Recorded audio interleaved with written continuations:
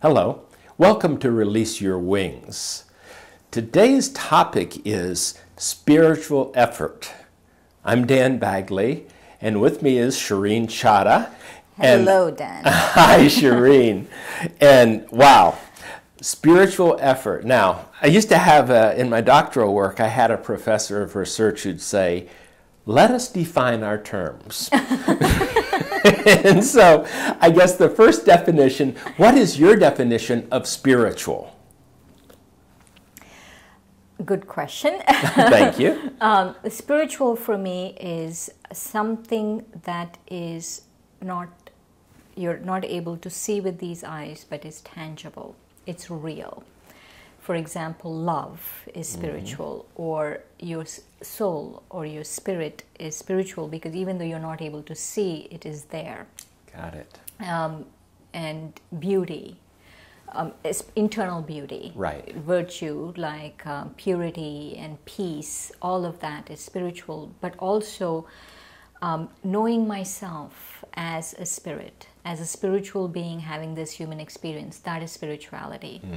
And knowing God as a spiritual being, not as a physical entity, but as a spiritual being, metaphysical, beyond the physical, that is spirituality.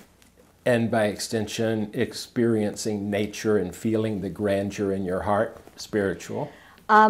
Nature, not so much. If it invokes feelings of love or spirituality inside, it invokes it, but it's a physical thing. Got it. There's a physical thing. Spiritual, for me, is about spiritual things like the spirit, the soul, supreme soul, and the qualities of the soul, the qualities of the supreme soul, like that. Experiencing those. Got it. Now let's talk about effort.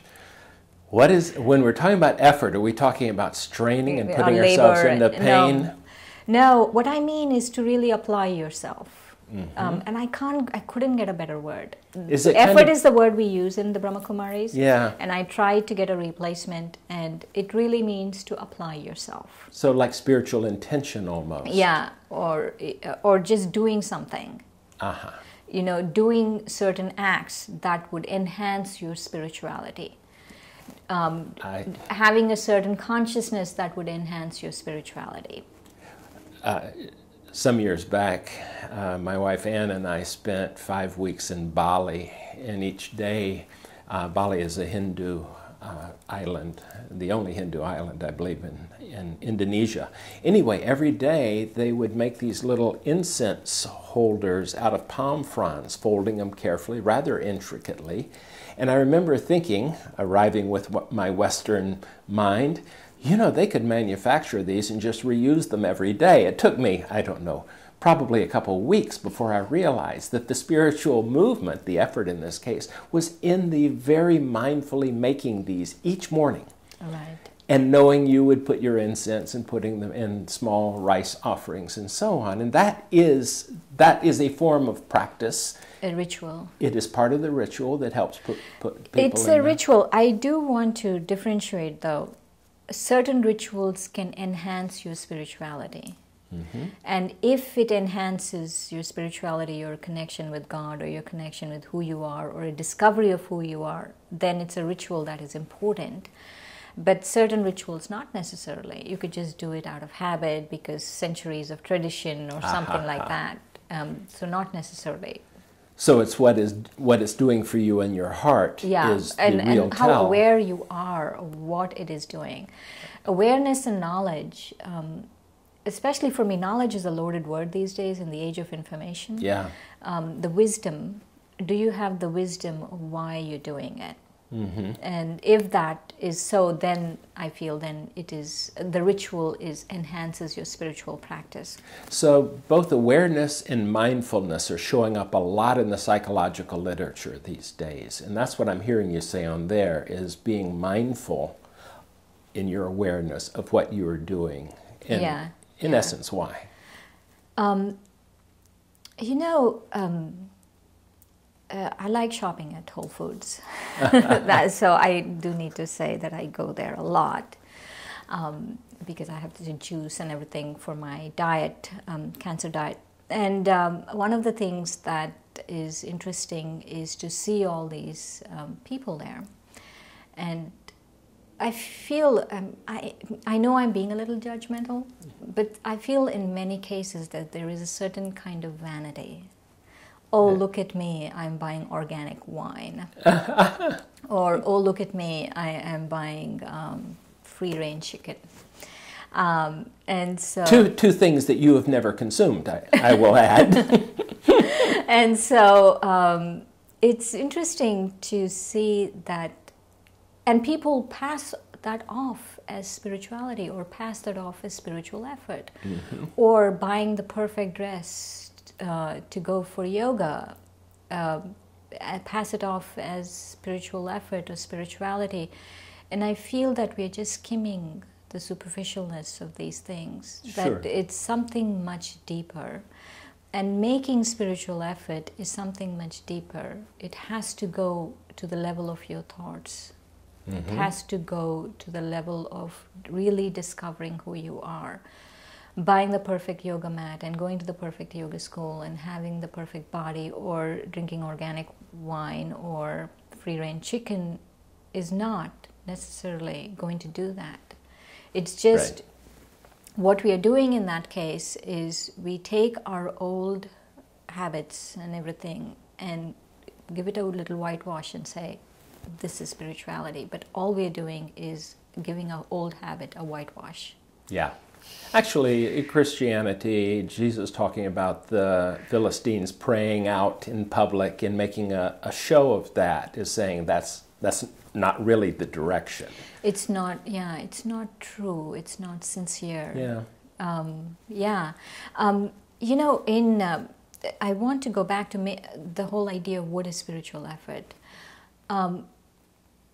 We categorize thoughts. We have what we call elevated thoughts, and we have what we call ordinary thoughts, wasteful thoughts, and negative thoughts. And spirituality or spiritual effort is really making sure that I am able to stay in elevated thought all the time, that I don't have ordinary thoughts, I don't have wasteful thoughts, and I don't have negative thoughts. I would ask, it's not about pushing away the other thoughts. It's But more than resonating with the... staying in that elevated thought. Right. And you might ask, why are thoughts so important? Actually, thoughts are the basis of everything that happens with our life. And so if I change my thoughts, I change a lot of things. I change my vision, I change my attitude, I change my actions, I change my world, I change everything based on my thoughts. Absolutely. And so staying in that elevated thought, whatever it takes to stay in that elevated thought, for people, for myself, for the world, towards God, everything, then that I am really making spiritual effort. And so I could be shopping at the worst possible store, you know, in the world, you know, not eating organic food, and I would still be making spiritual effort because I'm changing my thoughts. Right. It's not about external things. Spiritual effort is about internally transforming something. And I would guess making it a habit of how you interact, as opposed to, now I must make myself think a more pure thought. Right. And also to become free from tension and stress and all of those things, that's also spiritual effort. So in interactions, if I'm stress-free, if I'm able to really have those pure feelings for people and interact that way, have good relationships, and that's also spiritual effort.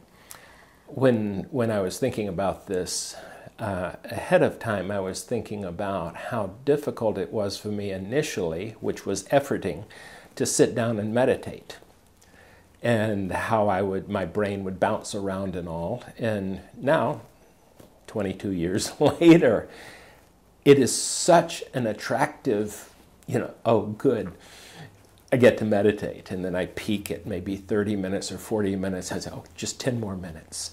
This feels so good. So the point is, what might be difficult, or at least out of the habit pattern initially, at some point, if it does resonate with good spiritual practice, it becomes just more delicious than one can imagine on the front end. Yeah, yeah. What you're saying is so important, is not to give up just because you're not getting something out of it right away. Yeah.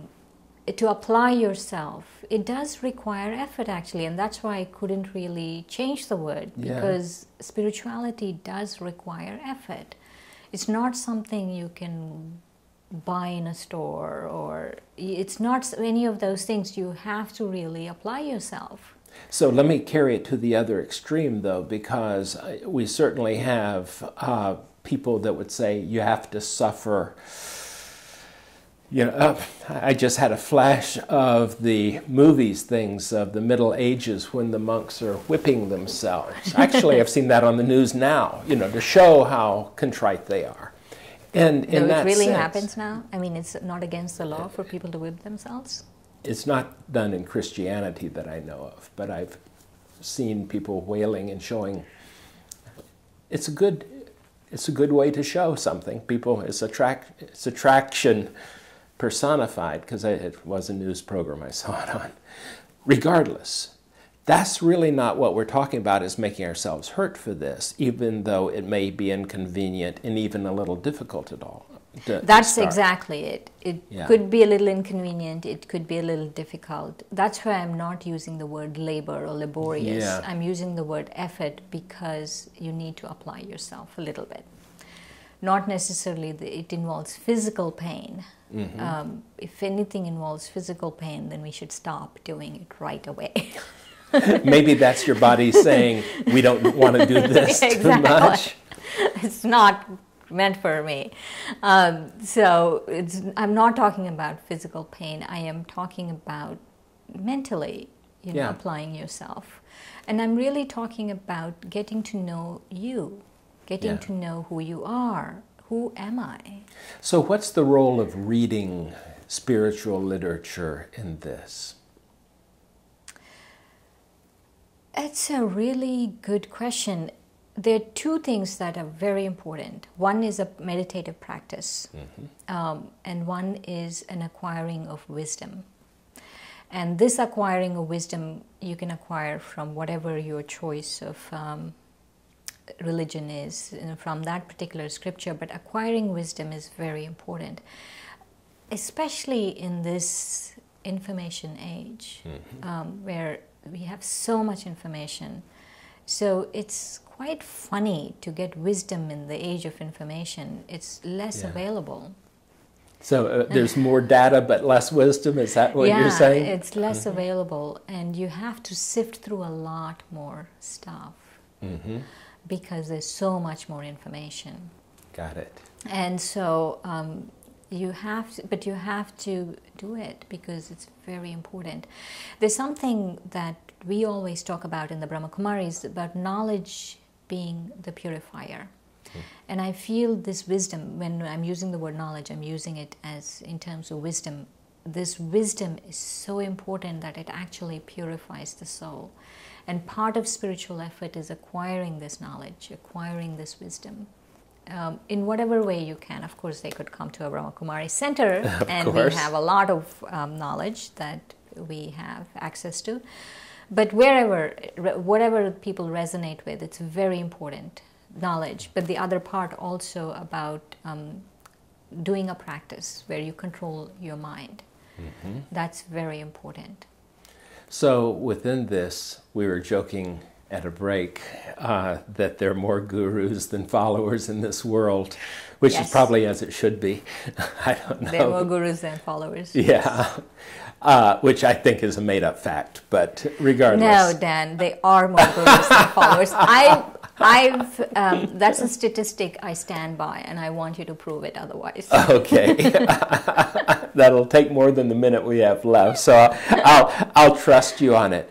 But within this spiritual effort, I guess the real question individually is, where do I get the most reward, development, progress in my spiritual resonance now? How do we know this? Is it do we learn it from our heart? Do we learn it from our peer group? Do we learn it from our reading? No, you have to look at yourself very honestly, very sincerely, and you have to be very transparent with yourself, at least. And the way you would know is, how are your thoughts? Mm-hmm. How are your thoughts towards yourself? Check your thoughts, observe your thoughts. If they are elevated, let's say you observe your thoughts for 5 minutes, how many of those minutes have been elevated thoughts? How many of those minutes have been negative thoughts? How many of those have been wasteful and ordinary? Then you would know. That's your gauge. Thank you, Shireen. Thank you, Dan. And thank you for joining us. Goodbye.